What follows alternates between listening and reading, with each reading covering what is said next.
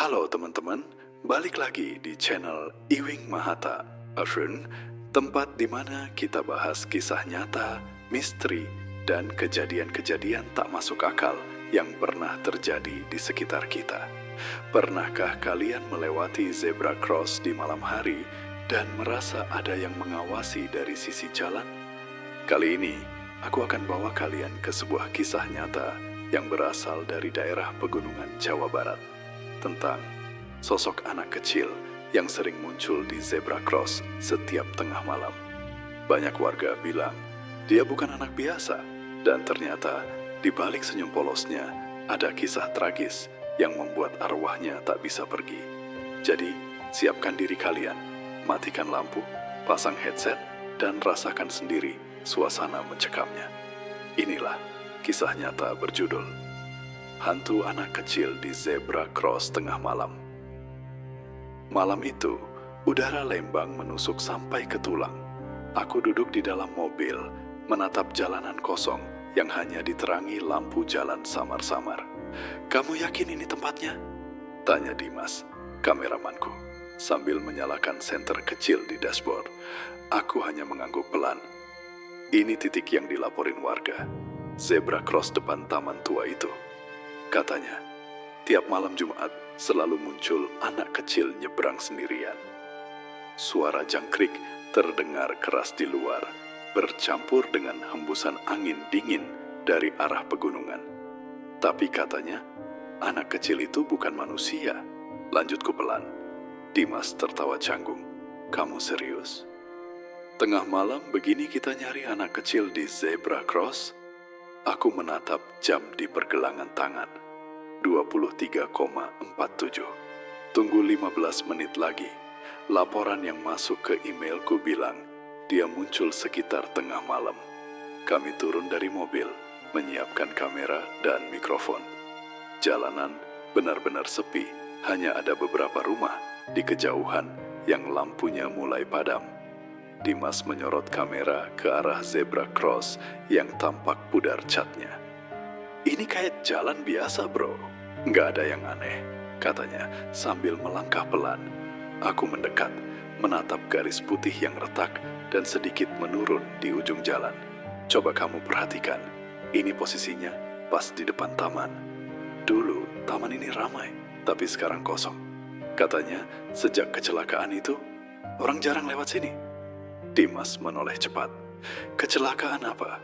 Aku menelan ludah, mencoba mengingat isi pesan warga yang kulihat siang tadi. Anak kecil, umur 7 tahun, ketabrak mobil pas mau nyebrang. Kejadiannya 2 tahun lalu, sekitar jam segini juga. Dimas diam sejenak, lalu mematikan lampu kamera. "Gua nggak suka hawa tempat ini, bro. Kayak ada yang ngawasin dari jauh." Aku menarik napas dalam, merasakan bulu kuduk mulai berdiri. Tiba-tiba, dari arah taman, terdengar bunyi kecil seperti langkah kaki yang menyeret di aspal. Seret, seret.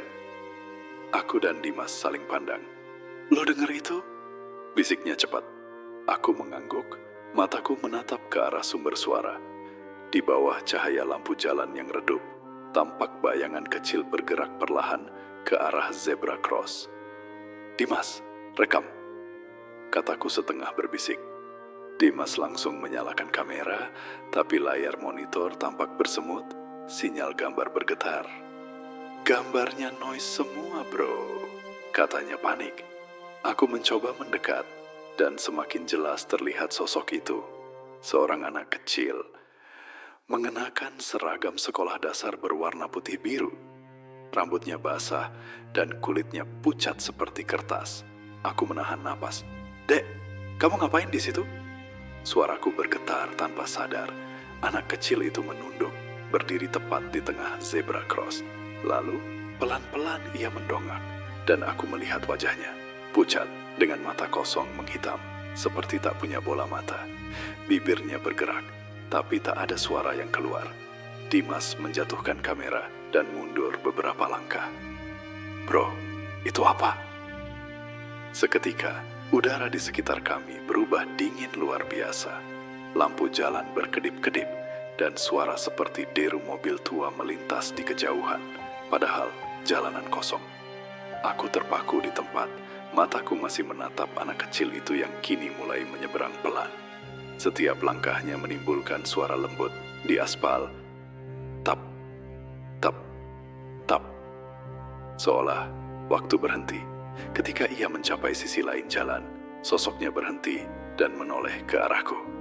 Kali ini, jelas sekali aku mendengar suaranya. Pelan, lirih, seperti tertiup angin. "Boleh aku pulang, Kak?" Dan setelah itu, sosoknya perlahan memudar, seperti kabut yang tersapu angin malam. Dimas berteriak, "Dia hilang! Bro, dia hilang!" Aku tak bisa menjawab apapun. Suara jantungku terdengar lebih keras dari apapun malam itu. Aku baru sadar, zebra cross di depanku bukan sekadar jalan biasa, tapi mungkin tempat di mana waktu terhenti untuk satu jiwa kecil yang tak pernah benar-benar sampai ke rumahnya. Pagi harinya, udara Lembang masih dingin dan berkabut. Aku duduk di warung kecil pinggir jalan, memandangi secangkir kopi hitam yang masih mengepul. Dimas datang dengan wajah pucat, rambutnya acak-acakan. "Bro, gua semalam gak bisa tidur," katanya pelan. Aku menatapnya lekat-lekat. Gua gak bisa berhenti mikirin anak kecil itu. Ia membuka laptop di meja, menyalakan kamera yang semalam dipakai.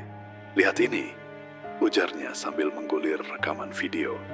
Gambar awal normal, jalan kosong, zebra cross, taman di belakang. Tapi saat jam menunjukkan pukul 00.03, layar tiba-tiba bergetar. "Lihat bagian ini," katanya cepat.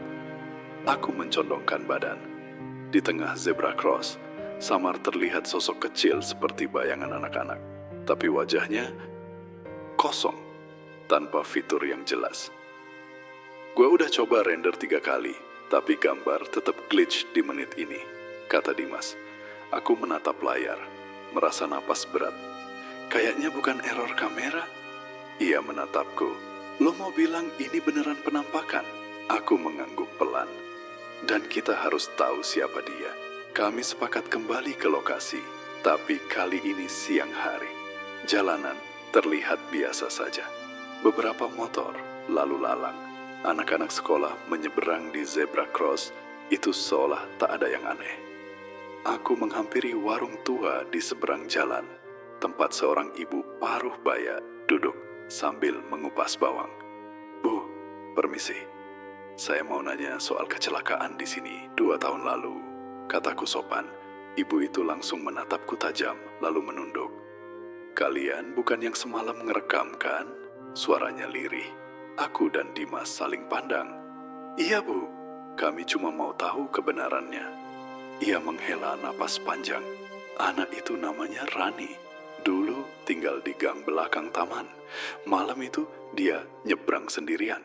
Katanya mau nyusul ibunya yang kerja di warung sebelah. Tapi mobil dari arah atas ngebut. Katanya sopirnya ngantuk. Sejak itu, tiap malam Jumat, banyak yang lihat dia masih nyebrang di situ." Dimas menelan ludah. "Ibu pernah lihat juga?" Ibu itu menatap jauh ke arah zebra cross. "Pernah, 3 kali. Wajahnya pucat, bajunya sama terus. Kadang dia cuma berdiri di tengah jalan, kayak nunggu sesuatu." Aku mencoba menahan getaran di dadaku. "Nunggu siapa, Bu?" Ibu itu menatapku lama, lalu berkata pelan, "Mungkin ibunya." Suasana hening, hanya suara motor yang lewat sesekali memecah udara. Aku memandang zebra cross itu lekat-lekat, garis putihnya pudar, tapi entah kenapa terasa dingin setiap kali angin melintas. "Kita harus temuin rumahnya," kataku tiba-tiba. Dimas menoleh cepat. "Serius lo mau ke rumah korban? Kalau keluarganya masih tinggal di situ gimana?" Aku menatapnya tegas. "Justru itu, kalau dia masih di sini, berarti arwahnya belum tenang." Kami berjalan ke gang belakang taman, mengikuti arah yang disebutkan ibu warung tadi. Gang itu sempit dan lembab, dinding-dinding rumahnya dipenuhi lumut. Di ujung jalan, ada satu rumah kecil dengan jendela tertutup rapat dan papan kayu bertuliskan "dijual." Dimas menelan ludah. Kayaknya ini bro. Aku mendekat, mendorong pagar yang berderit pelan. Begitu kaki melangkah ke halaman, hawa dingin langsung terasa menusuk. Ada boneka kecil tergantung di pohon jambu depan rumah. Rambut boneka itu kusut, matanya hilang satu. Gua gak suka tempat ini, gumam Dimas. Aku mendekati pintu dan melihat sisa coretan spidol di dinding. Tulisan anak-anak. Aku tunggu mama di seberang. Ya, aku terdiam. Kata-kata itu terasa seperti bisikan yang langsung menusuk ke dada. Dimas melangkah mundur. Bro, ayo udahan dulu. Tapi sebelum aku bisa menjawab, suara tawa kecil terdengar dari arah dalam rumah. Pelan, renyah, tapi jelas. Aku mematung di tempat. Dimas menatapku, matanya membesar. Lo dengar itu? Aku hanya mengangguk perlahan. Suara itu datang lagi. Kali ini lebih dekat, seperti tepat di balik pintu. Main. Yuk. Kami berdua mundur beberapa langkah, tapi angin bertiup kencang, membuat pintu kayu itu terbuka sendiri. Dari dalam, tampak bayangan kecil berlari melewati ruang tamu yang gelap. Boneka di pohon bergoyang pelan, dan untuk pertama kalinya, aku merasa bahwa zebra cross itu bukan sekadar tempat anak kecil itu tertabrak, melainkan gerbang antara dua dunia yang belum benar-benar tertutup. Malam itu, kami kembali ke penginapan. Hujan turun pelan, menimbulkan suara rintik yang menenangkan, tapi anehnya terasa menekan dada. Dimas duduk di depan laptop dengan wajah serius. Gue dengar sesuatu di rekaman audio semalam, katanya tanpa menatapku. Aku menghampiri. Maksud lo suara tawa itu? Ia menggeleng. Bukan, ini sebelum tawa itu muncul. Ia menekan tombol play.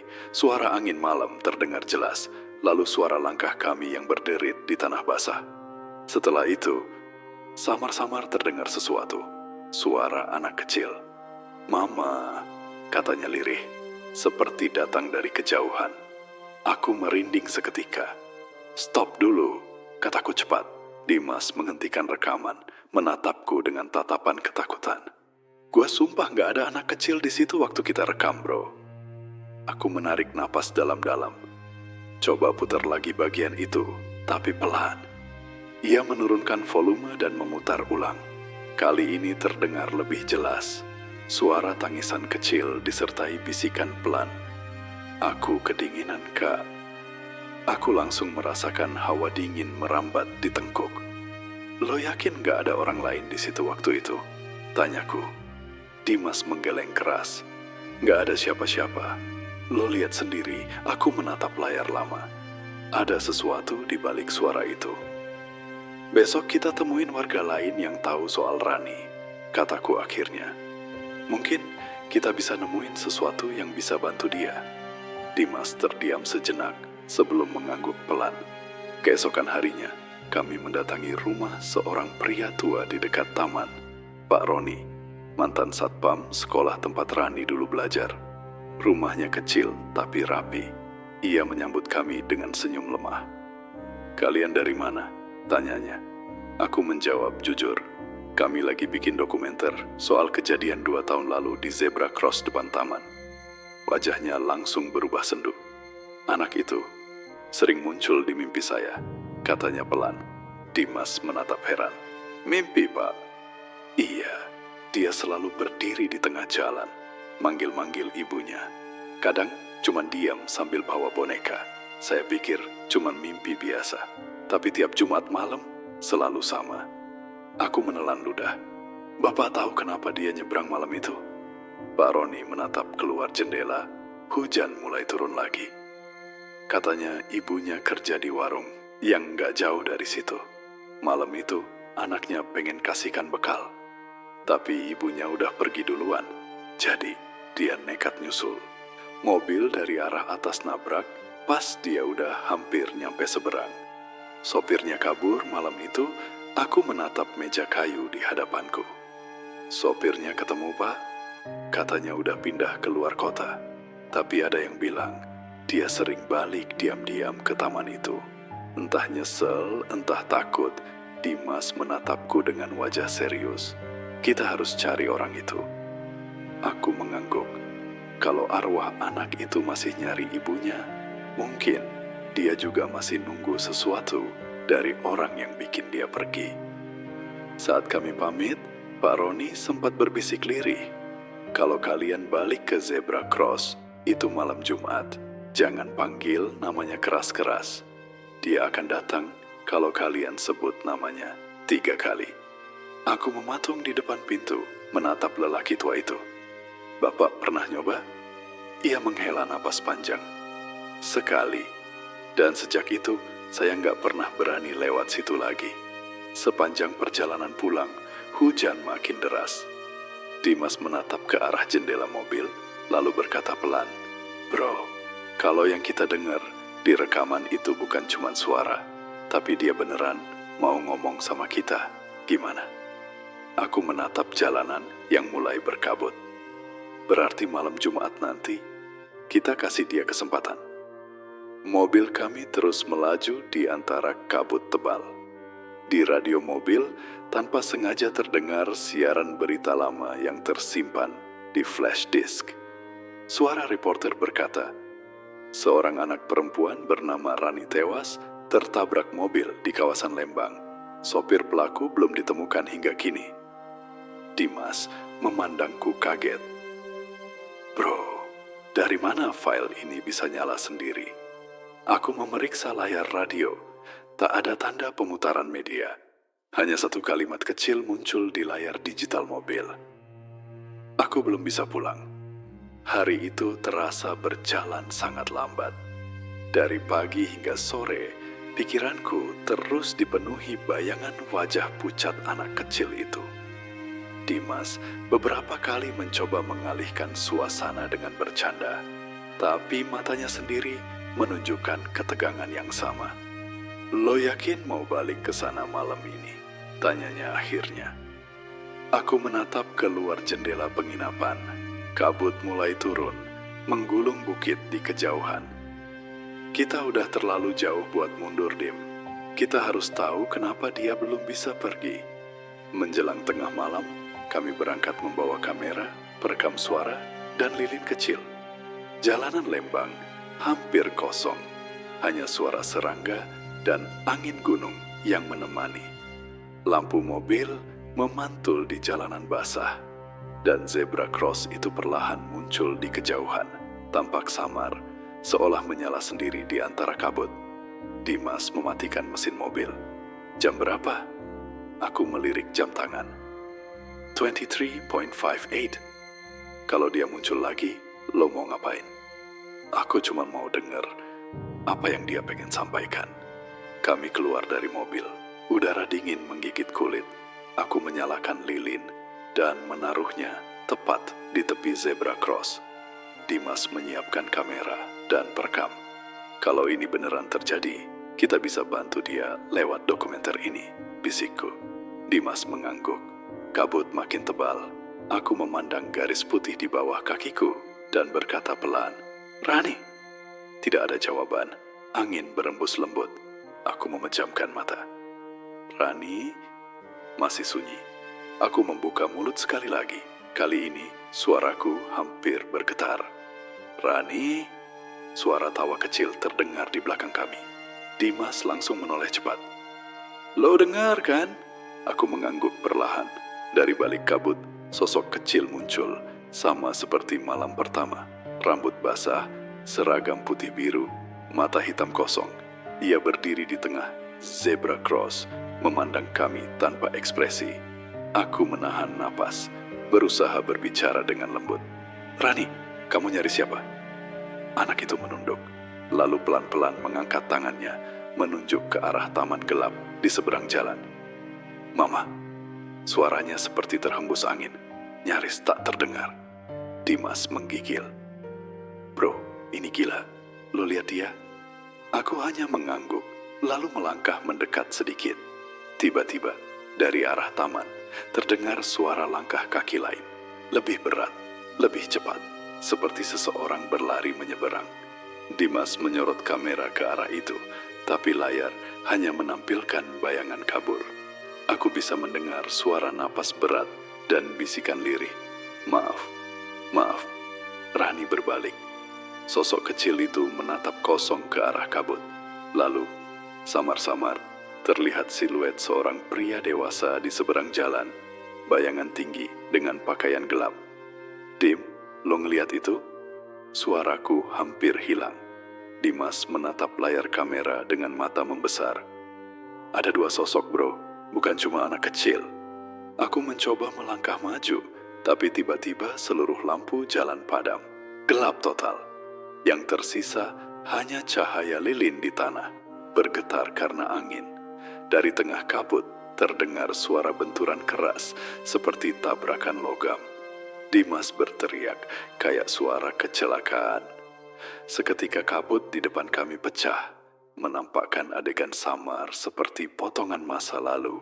Mobil berwarna perak tergelincir, anak kecil berdiri di tengah jalan, dan suara pria berteriak panik sebelum semuanya lenyap lagi dalam gelap. Lilin padam dan hawa di sekitarku berubah dingin ekstrim. Tiba-tiba, Rani sudah berdiri hanya beberapa meter di depanku. Wajahnya sedih, matanya berair. Kak, katanya pelan, aku mau pulang. Aku menelan ludah, mencoba menahan getaran di suaraku. Kamu tahu jalan pulang, Rani? Ia menggeleng perlahan. Mama nunggu di taman, tapi selalu gelap. Aku menoleh ke arah taman, tapi kabut sudah menutupi semuanya. Dimas memegang bahuku. Kita harus pergi, bro. Ini nggak normal. Tapi aku tahu, kalau kami pergi sekarang, mungkin dia akan terus terjebak di sini selamanya.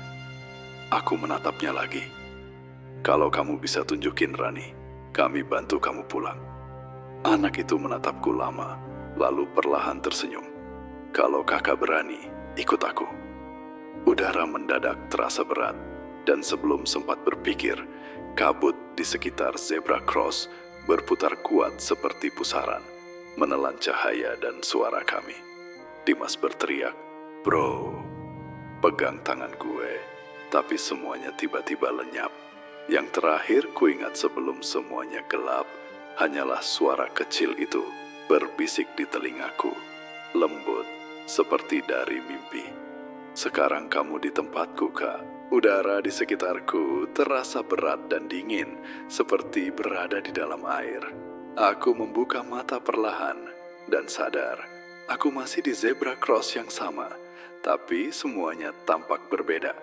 Langit di atas berwarna kelabu tua tanpa bintang. Lampu jalan menyala redup dengan cahaya kehijauan aneh. Dimas berdiri di sebelahku, wajahnya pucat pasi. Bro, ini di mana? Aku memandangi sekitar. Jalanan itu sama, tapi sunyi. Tidak ada suara jangkrik, tidak ada angin. Taman di seberang jalan tampak lebih besar, dan mainan anak-anak di dalamnya berkarat. Aku melangkah hati-hati. Gua rasa kita nggak di dunia yang sama lagi. Dimas menatapku dengan tatapan kosong. Lo bercanda kan? Ini cuma halusinasi. Tapi begitu ia melihat papan jalan di ujung tikungan, suaranya tercekat. Tulisan Jalan Maribaya berubah menjadi huruf-huruf aneh, seperti tergores dengan darah. Bro, ini bukan halusinasi. Tiba-tiba terdengar tawa kecil dari arah taman. Suara yang sama. Rani, panggilku pelan. Sosok kecil itu muncul lagi, berdiri di antara ayunan berkarat. Kali ini, wajahnya terlihat lebih jelas. Ada bekas luka di pelipisnya, dan seragamnya berlumuran tanah. Kak, sini, katanya lembut. Kami mendekat perlahan. Setiap langkah terasa berat, seolah tanah menahan kaki. Dimas berbisik. Gua ngerasa kayak ditarik ke bawah. Aku menatapnya. Jangan lawan. Ikutin aja. Rani berdiri di depan ayunan dan menunjuk ke arah pohon besar di tengah taman. Di sana aku nunggu Mama. Aku menatap ke arah yang ditunjuknya. Di bawah pohon ada bayangan samar seseorang duduk memunggungi kami. Rambut panjang, bahu berguncang, seperti sedang menangis. Itu ibunya? Bisikku. Rani menunduk. Bukan. Tiba-tiba, sosok di bawah pohon menoleh perlahan. Wajahnya kosong, tanpa mata dan mulut, hanya kulit putih mengelupas. Dimas menjerit dan mundur beberapa langkah. Sosok itu berdiri, gerakannya patah-patah, seperti boneka rusak. Pergi, suaranya serak, dalam dan bergema di seluruh taman. Aku menarik Dimas, tapi Rani tetap di tempatnya. Dia bukan mama, katanya lirih. Dia yang nyetir mobil malam itu. Darahku seakan berhenti mengalir. Rani, maksud kamu, itu sopir yang nabrak kamu. Ia mengangguk perlahan, lalu menangis pelan. Dia juga nggak bisa pulang, Kak. Sosok itu berjalan mendekat, langkahnya menyeret di tanah. Aku bisa melihat wajahnya semakin jelas, mata kosong, tapi di pipinya ada bekas air mata darah. Aku nggak sengaja, katanya pelan, suaranya seperti dua nada bersamaan. Aku mau minta maaf. Dimas gemetar hebat. Bro, kita harus keluar dari sini. Aku menatap ke arah Rani yang kini menatap pria itu. Kalau kamu maafin dia, Rani, mungkin kamu bisa pulang. Rani menatapku lama, lalu berbalik ke arah pria itu. Kamu bikin aku takut, katanya, dengan suara lirih tapi tegas. Sosok pria itu berlutut, menangis tanpa suara. Maafkan aku. Angin tiba-tiba berhembus kencang. Daun-daun taman beterbangan, dan dari langit muncul cahaya lembut seperti bulan. Rani menatap ke arahku sambil tersenyum samar. Terima kasih, Kak. Tubuhnya mulai memudar perlahan, berubah menjadi cahaya putih tipis. Dimas menatap dengan mulut terbuka. Bro, dia hilang. Tapi seiring Rani menghilang, taman itu juga mulai berubah. Warna kelabu di langit memudar. Suara malam kembali muncul. Aku menatap sekeliling. Kayaknya kita bisa keluar. Namun sebelum sempat bergerak, sosok pria itu menatapku satu kali lagi. Kalian belum selesai, katanya dengan nada datar. Karena aku juga masih di sini. Seketika semuanya berputar. Tanah, udara, cahaya, dan kami kembali berdiri di zebra cross. Hanya saja kali ini, lilin yang tadi kupasang menyala lagi dengan api biru. Dimas menatapnya dengan wajah ketakutan. Bro, jam lo jalan mundur. Aku melihat jam tangan. Jarumnya bergerak ke belakang dari 00.30 ke 000. Dan di tengah suara detik yang terbalik itu, terdengar lagi suara kecil, jauh tapi jelas. Kak, jangan pergi dulu. Aku membuka mata. Dingin. Hujan rintik. Cahaya lampu jalan menyorot samar ke permukaan aspal yang basah. Untuk sesaat, kupikir semuanya hanya mimpi. Tapi begitu menatap sekeliling, jantungku langsung berdegup keras. Kami kembali di zebra cross. Mobil Dimas terparkir di tempat yang sama. Lilin di tepi jalan masih menyala, tapi apinya biru pucat. Bro, suara Dimas bergetar. Kita balik lagi ke titik awal. Aku menatap jam tangan. 00.03. Tepat waktu saat kami pertama kali melihat Rani malam itu. Ini gak mungkin, bisikku. Dimas menatap sekeliling. Wajahnya panik. Kayak waktu muter, bro. Kayak kita diulang lagi. Aku mencoba menenangkan diri. Tenang, mungkin ini pesan-pesan. Dari siapa? Dari mereka, dari Rani, dan mungkin dari pria itu. Hening sesaat, hanya suara air menetes dari pepohonan. Tiba-tiba, kamera Dimas menyala sendiri. Layar hitam, tapi terdengar suara napas seseorang. Dimas, matiin itu. Gue nggak nyalain, bro, katanya panik. Gambar di layar mulai muncul, tapi bukan kami. Di sana terlihat seorang pria duduk di dalam mobil sambil menangis. Tangannya berlumuran darah. Itu dia, gumamku. Sopirnya. Suara di video terdengar serak. Aku nggak sengaja. Aku cuma ngantuk. Tuhan tolong. Lalu terdengar suara benturan keras. Gambar bergetar dan layar mati. Dimas memandangku. Dia ngerekam kecelakaan itu. Aku mengangguk perlahan. Dan mungkin Karena rasa bersalah itu, dia juga nggak bisa pergi. Tiba-tiba, angin bertiup kencang dari arah taman. Suara langkah kaki berlari menyeberang jalan. Cepat, berat. Aku dan Dimas menoleh bersamaan. Sosok pria itu muncul lagi di tengah kabut. Tapi kali ini tidak menyeramkan. Wajahnya penuh luka, tapi matanya menatap kami dengan sedih. "Kalian harus bantu aku," katanya pelan. Aku melangkah maju 1 langkah. "Bagaimana?" "Temuin ibunya Rani. Katakan aku minta maaf. Aku mau dia tenang." Suara itu pecah, seolah diterpa angin dari 2 arah. Lalu tubuhnya mulai pudar. Dimas berteriak, "Bro, lihat!" Di tanah muncul bekas jejak ban besar, menyeberang tepat di tengah zebra cross. Di antara bekas ban itu ada boneka kecil yang setengah hancur, basah oleh air hujan. Aku memungutnya perlahan. "Ini punya Rani." Hening beberapa detik, sampai suara samar terdengar dari arah taman. Suara perempuan menangis, lembut tapi memilukan. "Rani, maafin ibu." Dimas menatapku. "Dia ibunya?" Aku mengangguk. Mungkin ibunya datang setiap malam Jumat ke sini. Lalu aku sadar, semua ini seperti putaran yang belum berhenti. Kematian Rani, rasa bersalah si sopir, penyesalan ibunya, semuanya terjebak di titik yang sama. Dan kami ikut masuk ke dalamnya. Aku menatap Dimas. "Kita harus temuin ibunya besok pagi. Di dunia nyata." "Kalau kita bisa keluar dari sini dulu," jawab Dimas getir. Kabut makin tebal, lampu jalan kembali padam, lilin di tanah padam seketika. Aku meraih tangan Dimas. Pegang erat. Angin berputar kencang, suara-suara bercampur. Tangisan anak kecil, doa, dan suara tabrakan logam yang menggema. Lalu, gelap total. Saat mataku terbuka lagi, kami sudah berada di dalam mobil. Mesin menyala, radio memutar lagu pelan. Di luar jendela, matahari mulai terbit di balik bukit. Dimas terengah-engah. "Bro, kita keluar?" Aku memandangi jam tangan. Pukul 7:02 pagi. Aku menghela napas panjang. Kayaknya iya. Tapi sebelum kami sempat bicara lagi, ponselku bergetar. Nomor tak dikenal.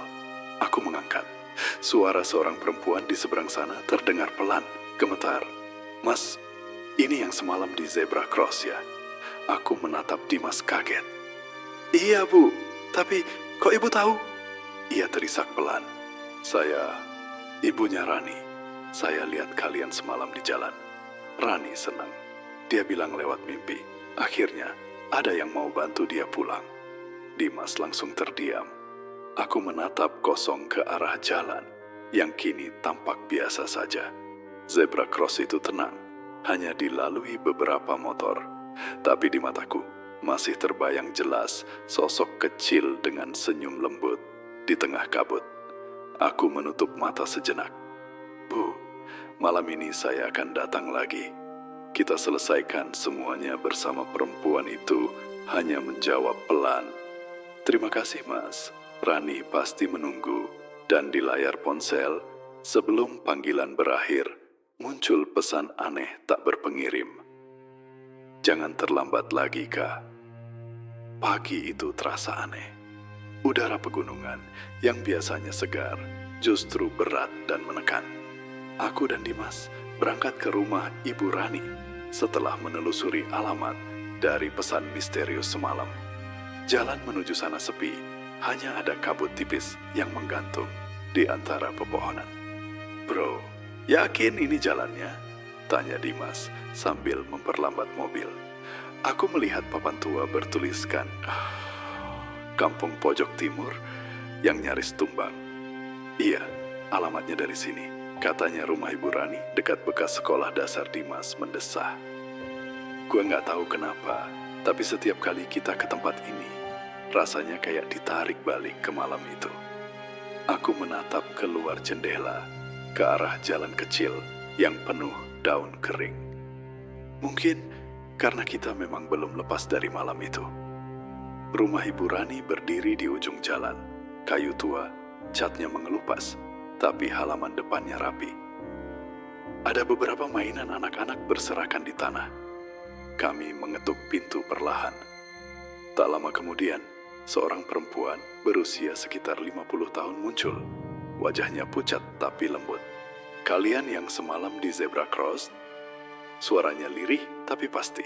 Aku mengangguk. "Iya, Bu. Kami datang karena..."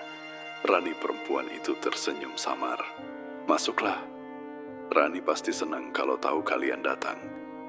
Di dalam rumah, aroma dupa bercampur dengan wangi melati.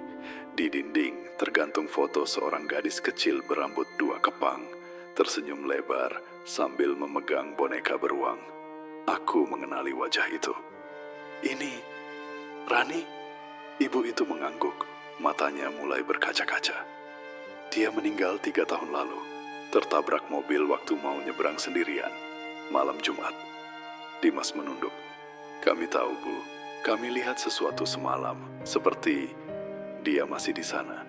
Perempuan itu menatap kami tajam, tapi bukan dengan marah. Lebih seperti seseorang yang menahan kesedihan terlalu lama.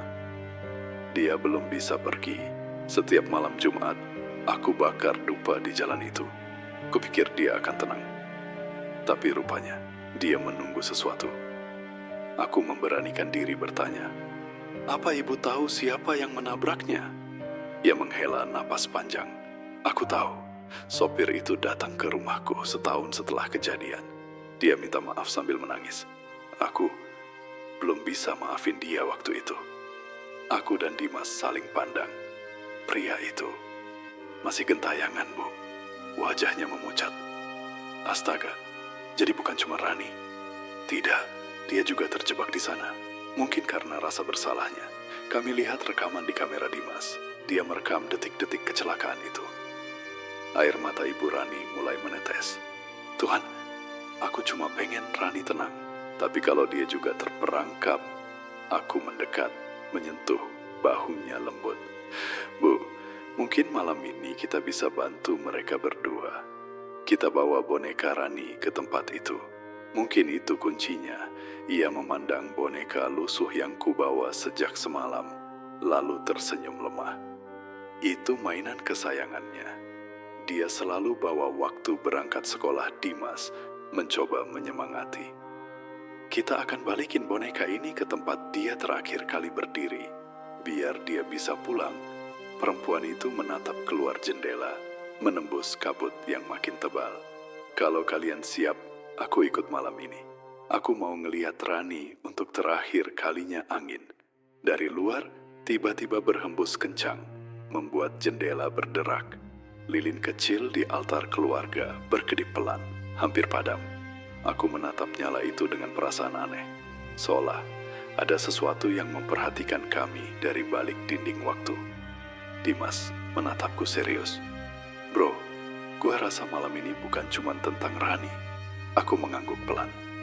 "Iya, ini tentang semua yang terjebak di jalan itu. Dan mungkin tentang kita juga." Henning menyelimuti ruangan beberapa detik sebelum Ibu Rani berbisik. "Kalau kalian mau bantu, siap-siaplah. Karena Zebra Cross itu bukan tempat biasa. Itu dulu jalan menuju pemakaman tua. Sebelum diaspal jadi jalan raya." Dimas langsung menatapku kaget. "Bro, lo dengar?" Aku hanya bisa menelan ludah. Suara jantungku menggema di telinga. Berarti tiap yang mati di situ nggak pernah benar-benar pergi. Malam itu, udara di desa seperti menahan napas. Kabut turun lebih cepat dari biasanya, menutupi seluruh jalanan yang mengarah ke Zebra Cross. Aku, Dimas, dan Ibu Rani berjalan perlahan sambil membawa lilin dan boneka kecil yang sempat kami temukan malam sebelumnya. Tidak ada suara kendaraan lewat, hanya desir angin, dan samar-samar terdengar suara anak kecil menyenandungkan lagu sekolah dasar. Dimas menatap jam tangannya. 11,55. Bentar lagi waktunya, bro. Aku mengangguk. "Kita tunggu di sini aja." Di titik yang sama, waktu Rani nyebrang, Ibu Rani memeluk boneka itu erat-erat. Setiap malam Jumat, aku datang ke sini. Tapi baru malam ini, rasanya dia benar-benar dekat. Aku menatap ke arah lampu jalan yang mulai berkedip-kedip seperti sinyal dari dunia lain. Mungkin karena dia tahu ibu akhirnya siap. Angin bertiup lebih dingin. Dari kejauhan, samar terlihat sosok kecil berambut 2 kepang berjalan di tengah jalan. Langkahnya ringan dan suara tawa kecilnya terdengar di antara kabut. "Rani!" bisik Ibu Rani. Air matanya jatuh tanpa bisa ditahan. Ia melangkah maju, tapi aku menahan lengannya. "Tunggu, Bu. Biarkan dia datang sendiri." Sosok itu berhenti tepat di depan kami, menatap ibunya dengan mata besar yang berkilau di bawah cahaya lampu. "Ibu, kenapa Ibu nangis?" Suaranya lembut, tapi menggema seperti dari 2 dunia. Ibu Rani terisak. "Maafin Ibu, Nak. Ibu dulu nggak sempat ngucapin selamat tinggal. Ibu marah, Ibu salah." Rani tersenyum tipis. "Aku nggak marah, Bu. Aku cuma takut. Aku sendirian lama sekali di sini." Aku dan Dimas menatap pemandangan itu tanpa bisa bicara. Udara di sekitar terasa bergetar halus, dan dari sisi lain jalan muncul sosok pria yang kami kenal. Wajahnya penuh luka, tapi kali ini ia tampak tenang. Dimas berbisik pelan, "Itu dia, Bro, sopirnya." Pria itu menatap Rani dan ibunya, lalu menunduk dalam. "Maafkan aku nggak bermaksud. Aku nyetir semalaman, mata ini udah berat, dan pas sadar, semuanya terlambat." Rani menatapnya lama, lalu berkata pelan, "Kalau Om udah minta maaf, aku mau pergi." Ibu Rani menggenggam tangan anaknya, meski tangan kecil itu perlahan mulai tembus cahaya. "Pergi kemana, sayang?" "Ke tempat terang. Aku capek di sini." Aku menaruh boneka kecil itu di tanah, di tengah zebra cross. "Rani, ini bonekamu. Bawa dia, biar kamu nggak sendirian lagi." Sosok kecil itu memungut boneka itu dan tersenyum ke arah kami bertiga. "Terima kasih, Kak." Tiba-tiba, cahaya dari lampu jalan berubah jadi putih terang, menyelimuti mereka semua.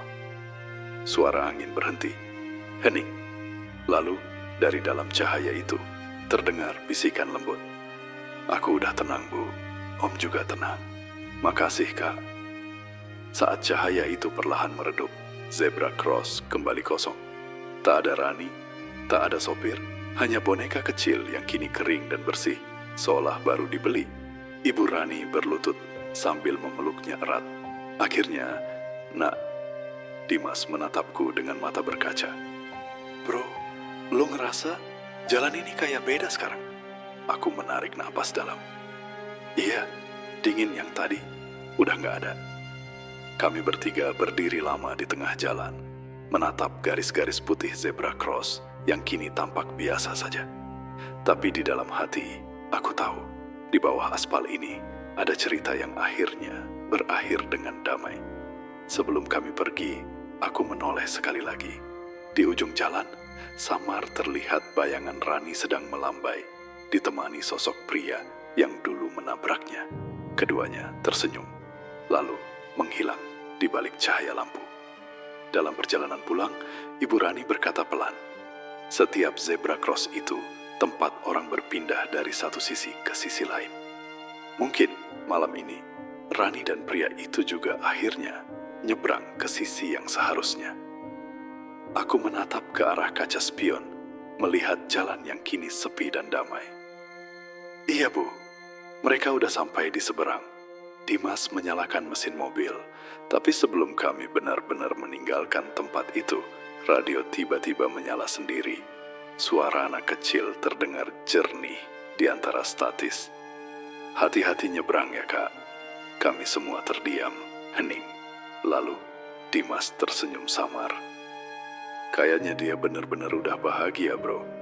Aku menatap langit malam, lalu berbisik, "Selamat jalan, Rani."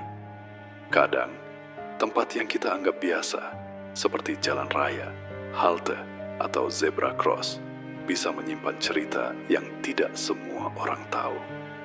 Kisah Rani dan sosok pria yang menabraknya mungkin sudah berakhir, tapi setiap kali kita melangkah di tempat sepi pada malam hari, mungkin ada jiwa lain yang masih berusaha menyeberang ke sisi lain. Kalau kalian suka dengan kisah ini, jangan lupa untuk like, share, dan subscribe supaya nggak ketinggalan cerita misteri berikutnya. Tulis juga di kolom komentar, apakah kalian pernah mengalami hal aneh di jalan malam hari?